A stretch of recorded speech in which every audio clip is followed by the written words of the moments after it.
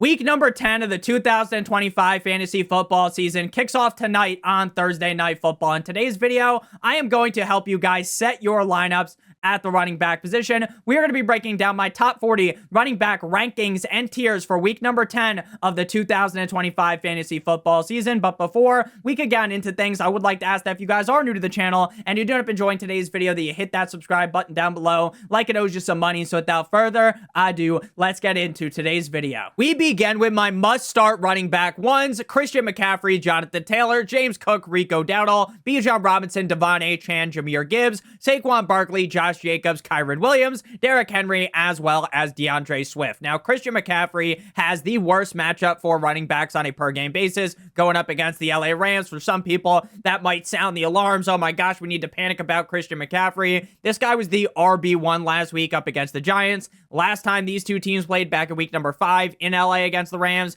he was the RB4. He scored 28 PPR points. I get that we love to cherry pick matchups in fantasy football. I myself love talking about these advantageous matchups in fantasy football, but when you got a guy like Christian McCaffrey, he is immune to the matchup. It doesn't matter if it's the best matchup on earth, doesn't matter if it's the worst matchup. There's a guy that could score 35 plus fantasy points in any given spot. Now we move to Jonathan Taylor. Now, Jonathan Taylor is going up against the Atlanta Falcons this week. This is going to be the 10th best matchup for running backs on a per game basis. If you played Jonathan Taylor last week, he ended up having his worst game of the season. Daniel Jones turned into a pumpkin. He was turning the ball over like his name was Tua, and the offense couldn't really get it running by rushing the ball, right? America runs on Duncan. The Colts run on running the rock with Jonathan Taylor. And ultimately, that was not going to work when they had to throw the ball a ton. The week prior, he was the RB1. He has 3 games this year as the RB1 in fantasy football.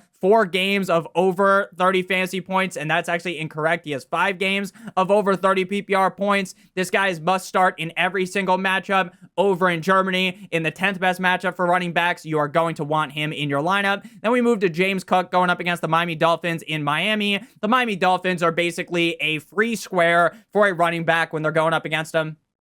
Doesn't matter who it is: Rico Dowdle, Kamani Vidal, James Cook, anyone, any running back. I'm sure that Amari DiMarcado would cut us open. He would gut us like a fish as a top 10 running back. That is how bad the Dolphins' run defense is, and we got rid of Jalen Phillips, and we should have gotten rid of more people on the trade deadline. It makes absolutely no sense just how stupid our owner is. This is the 6th best matchup for running backs on a per-game basis. Last time these two teams played, back in week number 3, James Cook was the RB number 8. He was limited in practice on Thursday, something to follow, but I do expect him to play. I'm as much of a doctor as Johnny Sins, but I would expect him to play in this spot. Now we move to, you might just get hit with the Rico McMillan. Rico Dowdle, Uncle Rico Dowdle, going up against the New Orleans Saints at home in Carolina, the 12th best matchup for running backs on a per-game basis.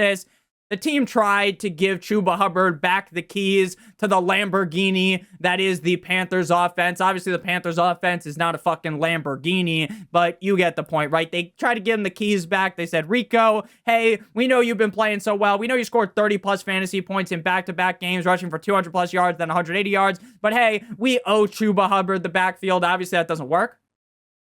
Chuba doesn't look great. Then they hand the keys right back to Rico, and he's the RB2 last week, hitting the double pump in the end zone like it's some old school Fortnite. He was the running back 2, 25 carries for 130 yards, 2 receptions on 3 targets for 11 yards, and 2 total touchdowns, doing so up against the Green Bay Packers, one of the better run defenses in the NFL. So now in a much softer matchup up against the New Orleans Saints, I expect a belt-to-ass showing from Rico Dowdle. Now we move to Bijan Robinson going up against the Indianapolis Colts in Indianapolis, even though the game technically isn't in Indianapolis. It's actually in Germany, but it's at Indianapolis. This is the 25th best matchup for running backs on a per-game basis. Bijan Robinson is another guy where you just kind of close your eyes and play him every single week. I know he had that blunder up against the Dolphins in week number 8, but outside of that, a top 12 running back in every single game, and up against the Colts in Germany, when everyone's holding their bratwursts in the crowd, I expect Bijan Robinson to put up big numbers. Then we got Devon Achane going up against the Buffalo Bills. I know we talk about how, hey, man, the Dolphins are such a great matchup for running backs. Guess what? So are the Buffalo Bills, the 7th best matchup for running backs on a per game basis. I get the Miami Dolphins are crumbling. I get the Miami Dolphins are a complete and utter joke. As a fan, I might watch the games on my couch with a fucking paper bag over my head because that is how disgraceful it is to be a Miami Dolphins fan in the year 2025. But you want to know who is still a bright spot in this offense? It ain't Tua. It ain't Tua turning the ball over. It is going to be Jalen Waddle and Devon Achane. So even with all of this shit surrounding Devon Achane, I still feel very good about a top 10 finish here. He was the RB13 last time out up against the Bills in week number 3. Now we move to Jahmyr Gibbs going up against the left hands up. Who are we? The Commanders in Washington. The 16th best matchup for running backs on a per game basis. Jahmyr Gibbs was another one of these high-end running backs last week that we banged the drum for. We hit him with the Gawk Gawk 9000 special, and Jahmyr Gibbs hit fantasy owners that had him with the fucking left hook. He scored just 6 fantasy points up against the Minnesota Vikings. The Detroit Lions suffer an embarrassing loss to 9, aka JJ McCarthy. Kind of just the most fake tough guy thing I've ever seen in my life. Fucking Timu Jackson Dart. It's giving off the energy. It's giving off the energy of like Russell Wilson, Mr. Unlimited. No, 9. That's what you call yourself, JJ McCarthy, you fucking weirdo. Now, if JJ McCarthy like goes out there, he's like wins a bunch of playoff games, then you know what? He's number 9. Okay. All right. But as of right now, that's a little bit weird. But Jahmyr Gibbs shit the bed. I don't like how much usage he got. He should have gotten way more usage. It is what it is. Brushed under the rug. Jahmyr Gibbs is a must-start running back every single week. You know, this is the 16th best matchup. You're obviously not switching up on him. Now we move to Saquon Barkley going up against the Green Bay Packers. Very bad matchup for running backs. Obviously, we talked about that when we referred to Rico Dowdle. 28th best matchup for running backs on a per game basis, but we just saw Rico Dowdle hit him from the back. How you like that? Saquon Barkley's coming off of the RB3 performance up against the Giants. I get this hasn't been the season that you wanted out of Saquon Barkley based upon where you drafted him early on in the first round of fantasy football drafts, but hopefully he builds on what he did in week number 8 coming out the bye week. I expect Saquon Barkley to be a very reliable top 12 asset going forward. Now we got on the other side of the field here, we got Josh Jacobs going up against the Philadelphia Eagles. This game is on "'Cause You Waited All Day for Monday Night." Josh Jacobs has been the definition of consistency since week number 4. This is a guy that has scored 2 touchdowns in 3 different games this season and has scored a touchdown or more now in the last 5 games. Just one game this year where he does not find the end zone, 10 total touchdowns on the season. RB4 last week up against the Carolina Panthers. Now he gets to go ahead and face a Eagles defense. That's the 9th best matchup for running backs on a per game basis. So if you're like, Nick, I'd rather have Josh Jacobs than Saquon Barkley, that's fine. Again, there's a reason why these rankings are done in tiers, right? There's a reason why they are tiers because I view these guys very similarly. Now, if I had Josh Jacobs in tier 1 and Saquon in like tier 3, that would be very disingenuous. At number 10, we got Kyren Williams going up against the 49ers in San Francisco. In terms of a matchup for running backs, this is the 19th best matchup on a per game basis. Kyren Williams has been, you know, a little bit more sluggish than I would have expected this season. He's had more down games than I would have expected. We've seen a little bit more Blake Corum than we probably thought we would over the last 2 weeks, but that was up against the Jaguars. Then there was the bye. Then there was the Saints. In both of those games, the LA Rams were digging a grave for the opponent, right? It was a certified beatdown to where Kyren Williams doesn't need to be in the whole game. So I expect him to continue to be the clear lead back. Last week, 25 rushes, 114 yards, and a touchdown. I expect a great game here up against the 49ers in a mid-range matchup. Then we move to DeAndre Swift. Now, as of right now, where we are sitting, looking at things, we got Derrick Henry and then DeAndre Swift. I just cannot read, apparently. Derrick Henry going up against the cold like Minnesota Vikings in Minnesota. Now, I know what you might be thinking. Nick, Jahmyr Gibbs just went up against the Vikings, and he shit the bed. The Lions did not show up in that game. JJ McCarthy gave them a lot of juice, and they could not win that game. This is the 21st best matchup for running backs on a per-game basis. Derrick Henry being back completely swings the pendulum for running backs in this offense. With Lamar Jackson back, and just the offense as a whole, you just feel so much more spark in this offense. You feel a lot safer about a guy like Derrick Henry. And while he didn't, beat the ever-living shit out of the Miami Dolphins last week like I expected, he had 19 carries for 119 yards and 1 catch for 2 yards. You're going to keep playing him. You're going to keep touting him highly. At number 12, we got DeAndre Swift. My expectation right now is that he played. He's dealing with the groin injury. He missed last week. Kyle Monangai absolutely face-fucked the Cincinnati Bengals. But now DeAndre Swift is back in the driver's seat, full participant in practice on Thursday. He is going up against a Giants defense that allows the second most points on a per-game basis to running backs. The only reason why I don't have him ranked as like the RB5 or 6 here is because Kyle Monangai has played so well.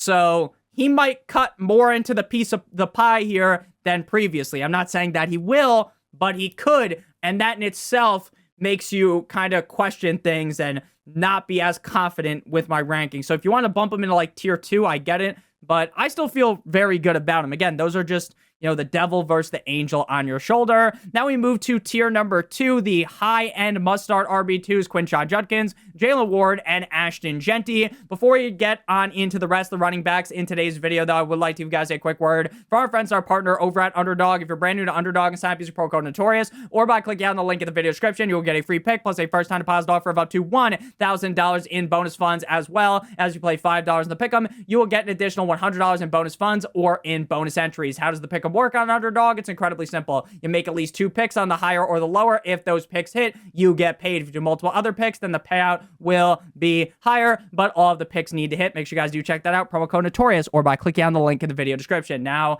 for Quinshon Judkins, he is returning from his injury that knocked him out for a lot of that game up against the Patriots. As of right now, it seems like he is going to be good to go. Something to monitor. But based on everything we've heard from Kevin Stefanski, seems like they're going to be good to go. Now, they're switching their play callers to their offensive coordinator. Hopefully that gives Judkins more opportunities, you would think. With an offense like the Cleveland Browns have, with the skill position players that they have, you would just force feed the ball to Quinshon Judkins. I mean, I know I'm not a fucking NFL offensive coordinator, but as a Monday morning quarterback, that would be my assumption from the couch. Hey, hand the rock more to Quinshon Judkins in the 8th best matchup for running backs on a per game basis. A guy that in his last healthy game was the running back 4 up against the Dolphins. Again, Nick, the Dolphins are such an easy matchup. Guess what? Go with the Jets. So I would expect Judkins to have a big showing here. Then we move to Jalen Warren going up against the LA Chargers. Now, Jalen Warren last week, it was a little frustrating, right? He couldn't really get anything going on the ground. He was 16 rushes for 31 yards, which isn't good, right? But he got 2 touchdowns. So at the end of the day, it didn't fucking matter. He was the RB9. This is a guy that's typically going to be anywhere from like RB13 to RB20 most weeks. Never really a guy you want to give the true Sukalamink special to. Never really a guy you truly want to bang the drum for. But this is the 17th best matchup for running backs. He just scored 2 touchdowns last week. I expect him to be very involved week in and week out. Much more involved than Kenneth Gainwell. And I think that this could be a game that the Pittsburgh Steelers, it should be close. Like, you should be able to run with Jalen Warren. So I am very excited to play him this week. Then we got Ashton Jeanty up against the Denver Broncos. Now, my only worry here is that the Raiders might just get punched in the mouth and knocked out. They're sleeping with the fishes. The 26th best matchup for running backs up against the Broncos. I don't think Geno Smith will necessarily get things percolating, but we saw last week, Brock Bowers going into this offense really shape-shifted things. Really made the Raiders offense go from just dead, right? As dead as it gets to alive, right? They got hit with the quick revive, and Ashton Jeanty was the RB5. 13 carries for 42 yards, 5 receptions on 5 targets for 47 yards, and a touchdown as the RB number 5. Definitely wouldn't expect as big of a game this week due to the matchup, but with Bowers back, hopefully that just keeps Geno, the yin and the yang of the offense, everything's going correct, and Jeanty is able to follow suit and just stay as a, high-end RB2 this week. Again, if it was a better matchup, you'd be sitting here listening to me talk even more highly about Ashton Genty. Now we move into tier number 3, which is going to be my mid-range must-start RB2s with J.K. Dobbins, Rachaad White, Kamani Vidal, Travion Henderson, Breece Hall, Travis Etienne, and Jordan, the numbers Mason. What do they mean? Now, I'm going to keep it a buck with you. Once you get past the top 3 tiers at running back, I have rankings, obviously, but man, oh man, does it feel gross. If you have 2 guys in the top 3 tiers, you feel good about yourself. If you don't, you're looking at your running back core and you're like, holy shit, this might be bad. Especially if you don't have anyone in the top 22 here, you are feeling really bad. Now, J.K. Dobbins has just been a victim of the team is really good, and RJ Harvey has been getting some late touchdowns in games. We haven't seen J.K. Dobbins score in the last 4 games. I still think RJ Harvey scoring a bunch is more of a kind of fact of, hey, they're winning the games, they're getting RJ Harvey the ball more.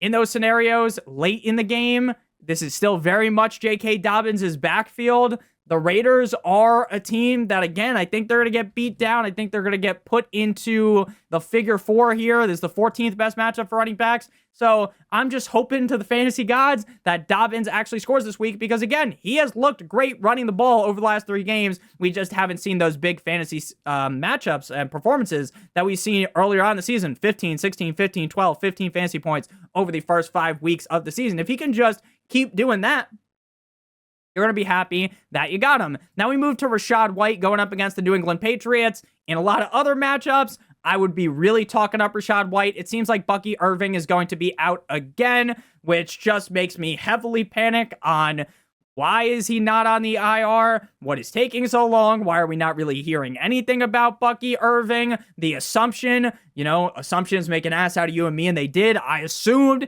that Bucky Irving would be back from, just the timeline. But the timeline ripped into shreds, thrown into the garbage can. Rachaad White's been struggling over the last 2 weeks prior to the bye. But if you also notice, those were 2 games where Baker Mayfield struggled. I think the offense gets back on track here up against the New England Patriots. The problem is this is a defense that is just a real tough code to crack here, right? This is a tough safe to crack for the running backs. This is the 29th best matchup for running backs on a per game basis. So while it's pretty hard to bench Rachaad White because if Baker Mayfield's able to keep them in this game, he should be able to see a decent amount of dump-offs. He could score a touchdown or maybe even 2. But, my worries about Baker, my worries about this defensive matchup, I just can't rank him any higher than this. Then we got Kamani Vidal of the LA Superchargers going up against the Pittsburgh Steelers. This is going to be the 23rd best matchup for running backs on a per game basis.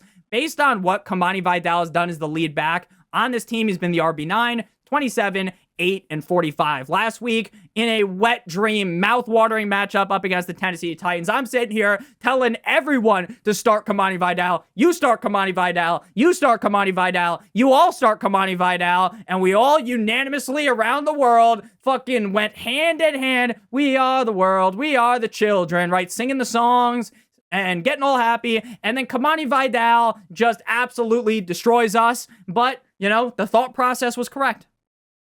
This week, I'm jumping back on the bandwagon. He's still the clear lead back. This is the 23rd best matchup for running backs. I know losing Joe Alt sucks, and that might be kind of curtains for these running backs in LA, but I think this will be a competitive game, and I just don't think Vidal is as bad as what we saw last week. Then we move to Travion Henderson going up against the Tampa Bay Buccaneers. Does it seem like Ramondre is going to be playing? We saw Travion Henderson actually get a majority of the snaps.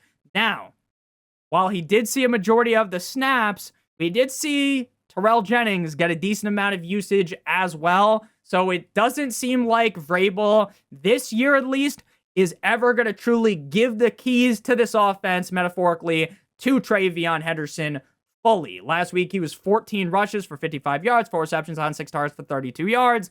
This is a guy that I talked up heavily in the summer. He's a guy that could take literally the easiest dump off ever. 99 yards to the crib. He makes guys miss. I compared him in the summer. He's like Walmart Jahmyr Gibbs, right? He really is that good. And in a way, that comparison feels eerily true about the usage that he is getting. Like, I guess rookie Jahmyr Gibbs was great too for fantasy football, but man, oh man, why the fuck, when Ramondre is healthy, is he seeing so many more touches than TreVeyon Henderson? Assuming Ramondre is out again, though, we should be seeing a healthy dosage of TreVeyon Henderson that is good enough to get him to finish inside this range. I don't think you can ever truly feel 100% confident in him because it just seems like deep down Vrabel has some sort of fucking hatred for the guy. But in the 11th best matchup for running backs, I think you feel good rolling him out there. Then at number 20, we got Breece Hall. Now, it really is just the matchup here that is getting me not to give him a higher ranking. Breece Hall, the defense is going to be bad, but it's not like the Cleveland Browns offense is all that good. So it should be a close game to where you can get a lot of Breece Hall running opportunities.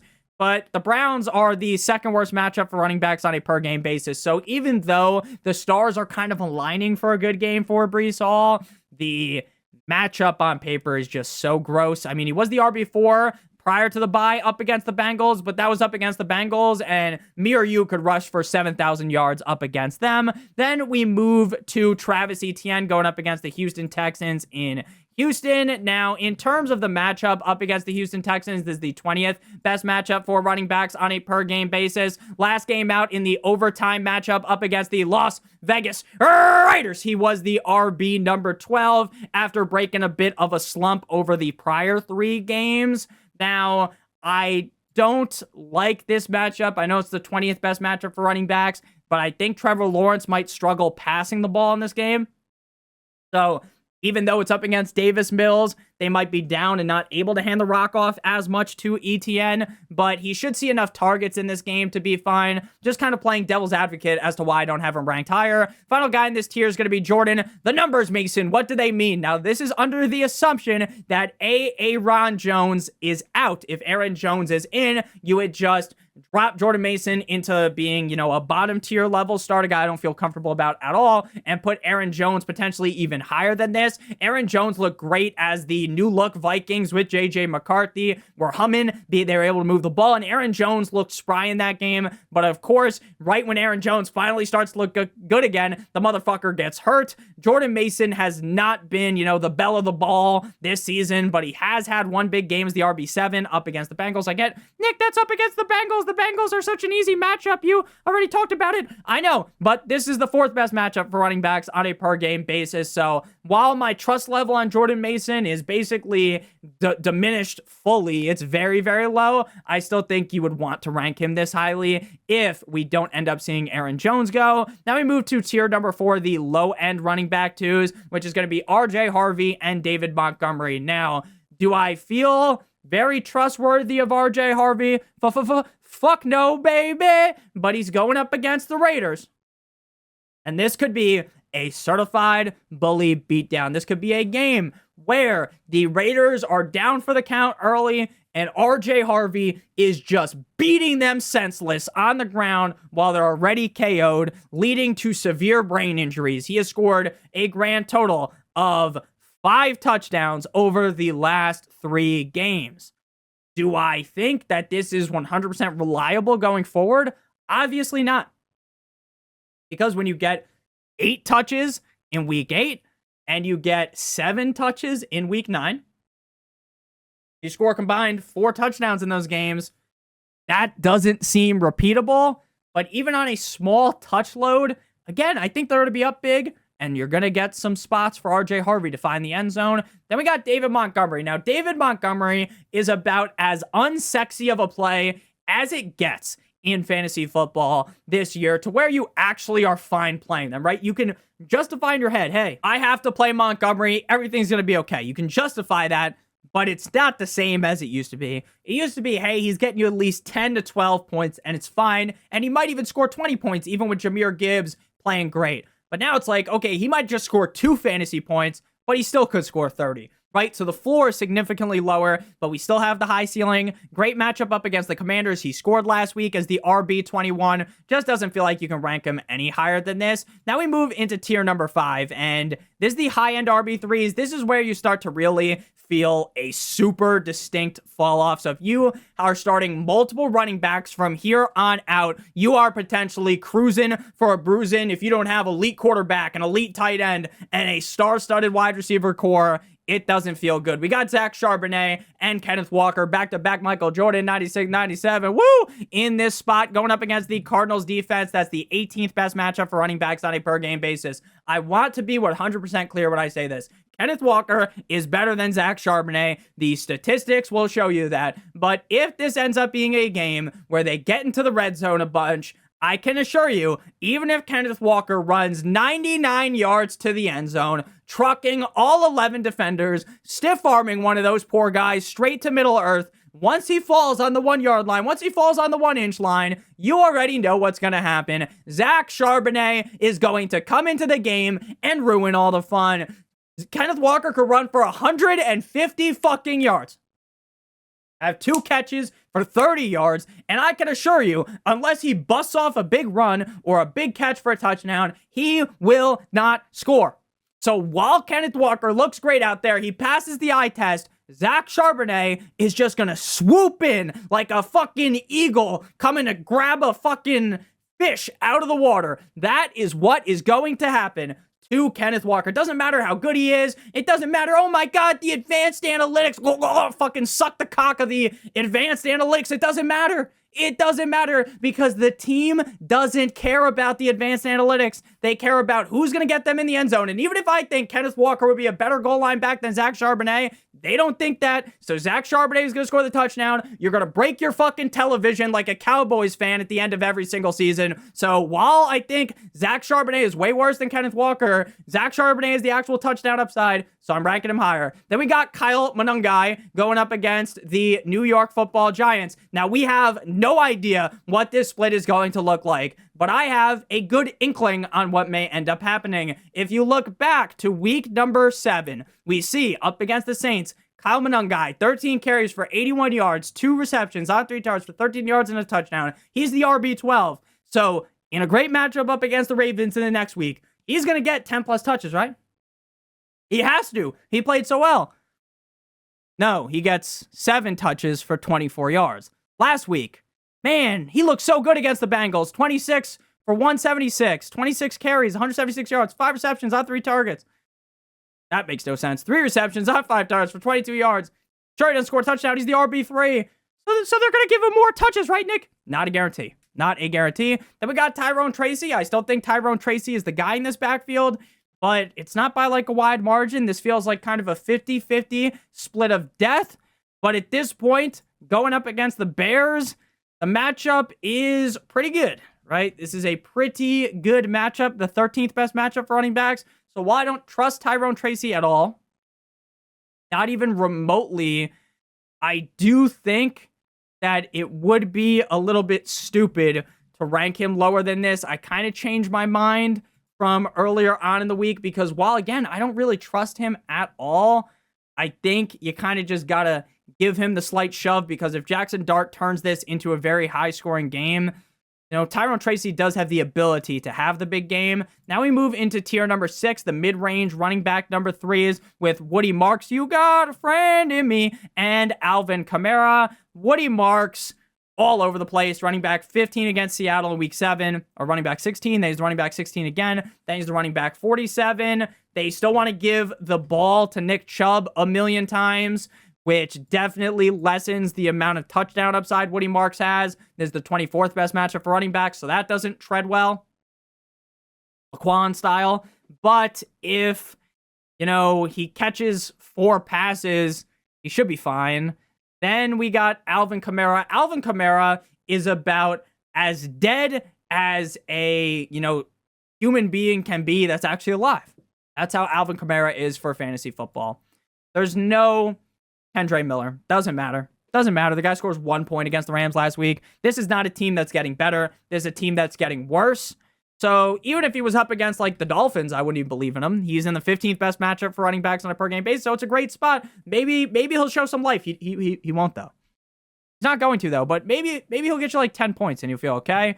Then we move into tier number 7, which is going to be the low-end RB3s, beginning with Amari DiMarcado, Zonovan Bam Knight, Devin Singletary, JCM, and 9-inch Nicholas Chubb. Now, it would appear to me that Amari DiMarcado may have snatched Bam Knight's chain slightly. This may end up just being a 50-50 split of death for fantasy football with these two running backs. Right now, I lean slightly with Amari DiMarcado. By Sunday, I might switch to Bam Knight. I do like the juice that this offense has shown with Jacoby Brissett under center compared to with Kyler Murray. But DiMarcado had 14 rushes for 79 yards in that game last week up against the Cowboys. Zonovan Knight, 9 for 27. So things aren't really pointing too positively for Bam, and this is assuming that Trey Benson does not play. Then we move to, and this is up against the Seattle Seahawks, and the Seattle Seahawks are the 22nd best matchup for running backs on a per game basis. Next up after Zonovan Knight is Devin Singletary again. Devin Singletary outplayed Tyrone Tracy last week, not by a wide margin, but he did. Does that mean that now Singletary's the guy? Who fucking knows? When you are in a approach now where they lose Cam Scatterboo, this could just be what it appears to be, which is just the hot hand approach. If Tracy goes out there, I think he's going to get the first crack at things. If things go well, then Tracy could be the guy for the whole game. If Tracy goes out there, they give him 2 carries on the first drive, he gets 3 yards, then you're going to see more Devin Singletary. Then we move to JCM. Bill, and I'm not even singing a song anymore. It's so sad. So sad for Bill. Any